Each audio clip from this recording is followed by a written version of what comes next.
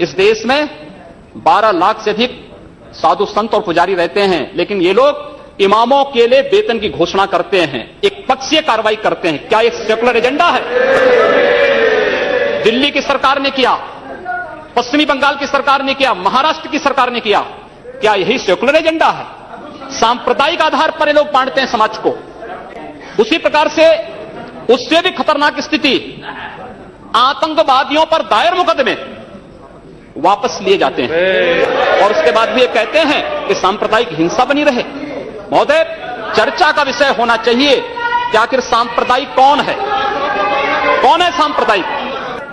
महोदय, जो हम लोगों ने जाना है, जो हम लोगों ने समझा है, इस सांप्रदायिक वह होता है जो कहता है कि मेरा इष्ट या मेरा देव या मेरा पैगंबर ही सर्वश्रेष्ठ है। उसके मानने वालों को तो जीवित रहने का अधिकार है, शेष को नहीं। मुझे लगता है वह सांप्रदायिक है। हिंदू जीवन दर्शन कभी इस बात की इजाजत नहीं देता। जियो और जीने दो पर विश्वास हमारा दर्शन करता है। और दुनिया की कौन सा मजहब और कौन सा ऐसी कौम है जिसको विपरीत परिस्थितियों में हिंदू दर्शन ने अपने यहां शरण न दी हो, उसको फलने फूलने का अवसर न दिया हो? कौन सा ऐसा है दुनिया के अंदर?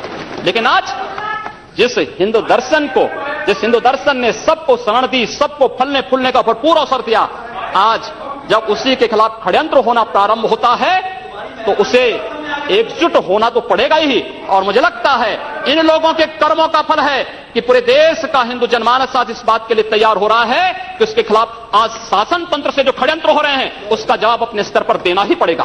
और आज वही स्थिति सामने आई है। महोदय, मैं पूछना चाहता हूं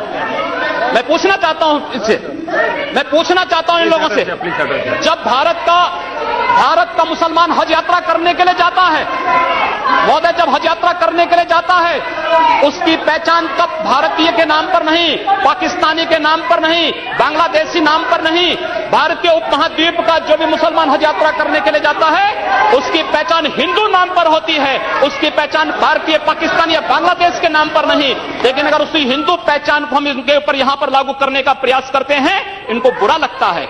हिंदू सांप्रदायिकता नहीं, हिंदू राष्ट्रीयता का प्रतीक है। और भारत की राष्ट्रीयता का प्रतीक हिंदुत्व को बदनाम करोगे, उसकी कीमत चुकानी पड़ेगी इन लोगों को। और इसलिए महोदय, मैं आप सबके आपके माध्यम से एक बार कहना चाहता हूं, महोदय, एक बार गुरुदेव रविंद्रनाथ टैगोर ने कहा था, गुरुदेव रविंद्रनाथ टैगोर ने एक बात कही थी। उन्होंने कहा था, अगर भारत को समझना है, बैठ गए आप, अगर भारत को समझना है तो मैं भारतीय अस्मिता को पहचानना पड़ेगा। और भारतीय अस्मिता को पहचानना है तो स्वामी विवेकानंद के बारे में आप जान लीजिए। स्वामी विवेकानंद ने एक बात कही थी कि गर्व से कहो हम हिंदू हैं। स्वामी विवेकानंद ने एक बात कही थी कि गर्व से कहो हम हिंदू हैं। स्वामी विवेकानंद तो सांप्रदायिक नहीं थे, स्वामी विवेकानंद तो किसी पार्टी के नहीं थे। स्वामी विवेकानंद ने तो भारत का प्रतिनिधित्व किया था पूरी दुनिया के अंदर।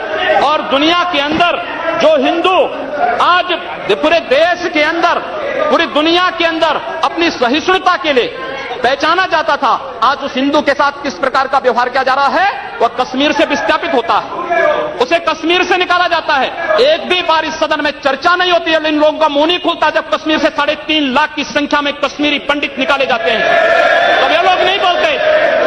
पिछले 2012 में असम के अंदर 3 महीनों तक बोडो जनजाति के लोगों को मारा जाता रहा, कोई नहीं बोला। महोदय, कोई नहीं बोला। जम्मू कश्मीर के बाद जम्मू कश्मीर के हिंदुओं के मारने पर कश्मीरी पंडितों को उनके घरों से बेदखल कर दिया गया, एक भी बार ये लोग बोले नहीं, इनको पीड़ा नहीं हुई।